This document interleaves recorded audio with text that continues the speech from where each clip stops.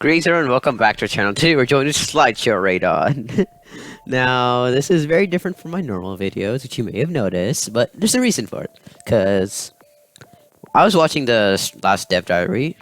I watched it not live because I wasn't able to. And I noticed that, everyone were, really confused as to what's going on with the new logic. So I thought I could explain a tiny bit in a way that people who don't understand logic as well could also maybe use it a bit, or at least not be extremely confused.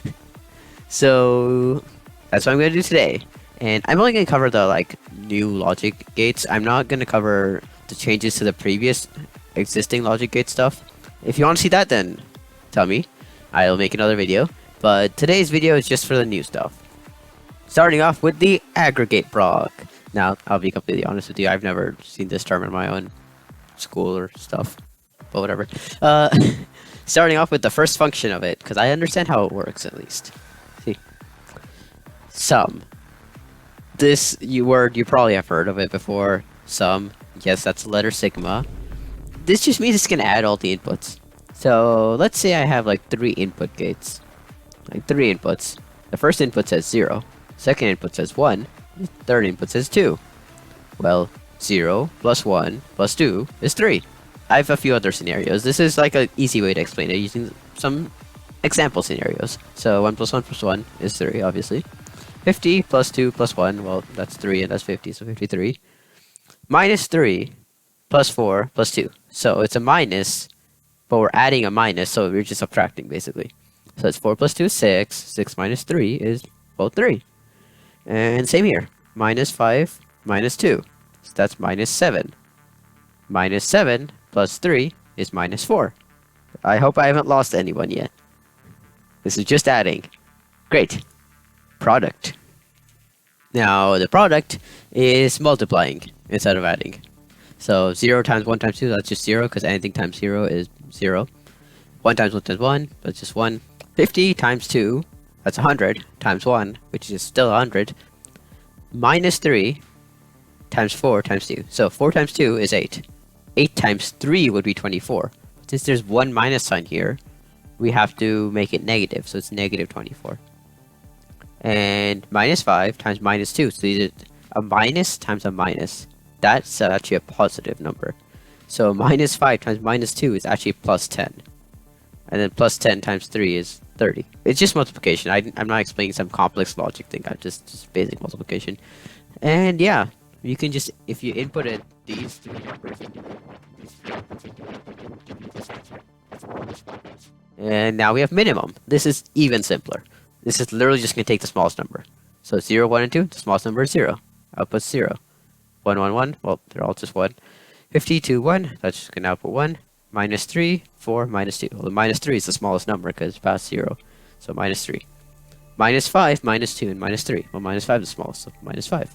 Great. And maximum. It's the same thing, just opposite. So biggest number. 2, 1, 50, 4, and 3. Because this is minus 5. So 3. Biggest number. Very simple. Random. This is our next logic gate. So the random logic gate has 4 different functions.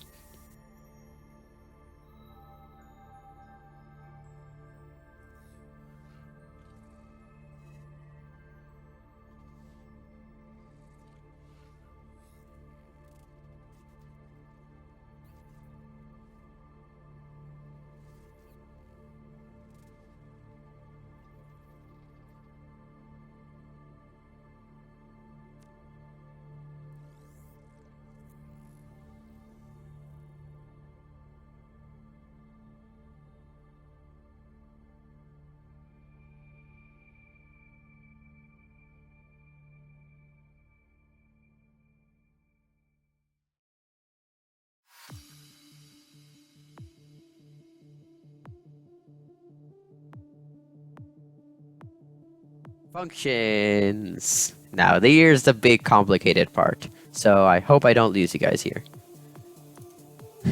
But it's not that bad if you just clear your brain and just listen to what I'm saying. Don't get confused. Yeah. Okay. Starting with our trig functions. Don't let this big word scare you. It's just a term. It's trig functions. So it is sine, cosine, and tangent. So this basically is like a graph of a function that's like repeating infinitely. So it will go up and down, up and down, up and down into infinity. And the cosine function is literally just a sine function, just shifted a bit. So where this one is here at 90, it's at its maximum point. Cosine is at its maximum point at 0. It's literally just shifted from this much to like here. Yeah. And the tangent is a different function. But yeah, same concept, it's just periodic. And at numbers such as this or this, there's no actual value that can exist. Because this will go up towards infinity, this will go down towards infinity. Just don't worry about it. Just know that there will be no value existing here. So let's check back to here. So if I input 0 into here, well, sine 0 is just 0. Cosine 0 would be 1. And tangent 0 is just 0. Same thing if I input 90. Now, why did I select such a massive number, 90? Because, well, if we go back here, if we're using the scale of degrees, then a full cycle is 360 degrees. That's why I picked 90. So 0, 90, 180, 270, 360. Now, that's like a full circle, basically. And that just comes back to 0. 360 is the same as 0. And then you can go even further if you wanted to, but it's the same as just going here. Now, 360 degrees, we could also use a different unit of measurement, which is called radians. This basically means that 360 degrees is actually 2 pi radians. Now, pi is a constant, which you may know, 3.14159. I'm not going to try remembering further than that. So yeah, 2 pi. So 2 pi would just be around 6.28, basically.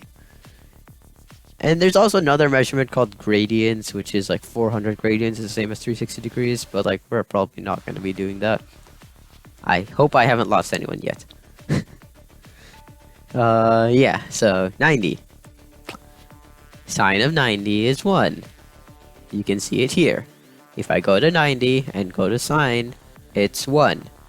It's equal to 1. On cosine, it's equal to 0. And on tangent, well, it's not equal to anything. There's no existing point at 90. So tangent doesn't exist. Same with 180. 180 sine is 0, because it goes back down to 0. Cosine goes to -1. And tangent goes to 0. 270. Sine -1, cosine 0, tangent doesn't exist. And 360 is the same as 0. So 0, 1, 0. Yep, simple enough. Sine goes negative. This is 0, this doesn't exist. And this, and this is the same as this, and this. This is a unit circle. You do not have to know what this is or understand it. I only have it here because my friends really wanted me to include a unit circle. So here it is. I'll also explain it a bit. So 0 or 360 degrees, 30 degrees. Well, the sine of 30 degrees is half. And the cosine of 30 degrees is √3/4. Or over 2. √3/2. If we go up to here, the sine of 90 is 1. And the cosine of 90 is 0. It's just that. And if you're wondering what these things are, that's just the same measurement in radians. 90 degrees is pi over 2 radians. Or 360 degrees is 2 pi radians, like I said earlier. That's all. So it looks scary, but it's not really that scary. It just helps you. Let's move on to the inverse trig functions. Now, I just labeled arc here. The actual blocks says arc sine, arc cosine, arc tangent. I didn't take a screenshot of that because it was really blurry and you couldn't read it anyway, so I just slapped an arc here, but yeah, whatever. You might know this more as sine to the power of -1, or arc cosine would be cosine to the power of -1. So I'm more familiar with these terms, but these terms are also perfectly valid terms, and that's what in-game they are. But just don't be confused, this is the same as this. But for those who have no idea what this is, it's like the inverse of the trig functions. I wonder where this name came from. So in here, we can only input a value between 1 and -1. Because if we input any other value, it doesn't exist. Because these functions can only give you a value between 1 and -1. It can't give you any other value. So we're basically working backwards. Let's say I have a value of 1. Well, if I put that in the sine function, then it's going to give me an answer of 90. Or inverse sine function, it's going to give me an answer of 90 in degrees. So I put 1, I get 90. It's the same thing. Arc sine of -1 is 270, and yeah, these are just numbers. That's all these blocks are. You input something, it gives you an output. Now we have absolute value. This is very simple, actually. Basically, even if you give it a negative number or a positive number, it's just going to output a positive number. So if I put in 1, it's going to give me 1. If I put in 78, it's going to give me 78. If I put in 0, it's just going to give me 0. If I put in -1, it's going to just give me 1. If I put in -78, it's going to give me positive 78. It'll just get rid of all the negative signs. That's basically all this does. Remove the negatives. Now the sine block, I think this is what it's called. I'm not sure exactly what it's called, but basically it's just takes the sine of the input. So if I input 1, it's going to give me an output of positive 1. If I input 78, it's still going to give me an output of positive 1. If I input 0, I have no idea what it's going to give me. Probably positive 1. If I input -1, it's just going to give me an output of -1. If I put -78, it's still going to only give me an output of -1. So it's either going to give a -1 or a positive 1 output.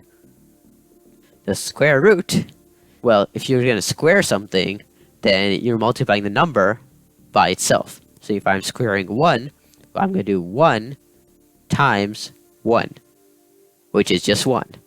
So if I square root it, I'm just going backwards. If my final answer is 1, if I square root it, I'm going to go back to 1. 1's probably a bad example, because it's just 1. Let's take 2 for example. If I do 2 squared, then 2 times 2 is 4. So 2 squared is 4. If I do the square root of 4, I get 2. That's all it is. 9 is 3 squared, so if I put 9 in square root, then I'm just going to get 3. And you can't square root negative numbers. That's all. And lastly, but not least, hopefully, rounding. This is very simple. It's just gonna round the decimal point. So there's 3 different versions of them, because they do slightly different things. This will always round up. This will round up or down depending on what the decimal point is. This will always round down. So what decimal point? Well, if it's 5 or higher, it's going to round up. If it's less than 5, that's going to round down. Well, 0.5. Yeah. So if I input 1 in here, then I'm going to get an output of 1. There's no decimal point, obviously. If I input 1.2, well, this one is always going to round up. So if it's 0.2, it's going to round up to 2. While this one sees that it's less than 5, so it's going to round down to 1. And this one, well, it's always going to round down, so it's just going to round down to 1. Now let's take 1.7 on the other hand. This number is very close to 2. So the ceiling one is just always going to round up, so that's just going to 2. This normal, like, rounding one, I'm not sure what the term for this is, but just normal rounding. Well, this sees that this is 5 or higher, so it's going to round up to 2. And this one's always going to go down, the floor rounding. So it's just going to go from 1.7 all the way down to 1. 1.5, this is the number. Well, technically this is exactly in the middle. But when we do rounding generally, for the most part, you'd always just round 1.5 up. There are some scenarios where you don't, but that's probably not going to be relevant for you in TRAILMAKERS. So don't worry about it. But yeah, this will always round up, so 2. This will always round down, so 1. And the middle one, well, it sees it's 1.5, so it's going to round up to 2. Now let's look at negative numbers. Negative numbers, well, it's just very similar. This one is always going to round up, so negative, it's going to go to -1 though, keep that in mind, from -1.5, because -1's actually higher than -1.5. The floor one's going to go down to -2, even though 2 is a bigger number than 1.5, but these are negatives. So -2 is smaller than -1.5. Yeah. And this one, well, it's just 0.5, so it's going to go up, but in this case down to -2. I hope that's not confusing, but it's just going to do that. So negative 1.5 inside here will give these outputs. If I put it in here, give me -1. Put it in here, it's going to give me -2. If I put it here, it's also going to give me -2. Anyways, that's it for today's video. I hope you guys enjoyed, and I'll see you in the next video.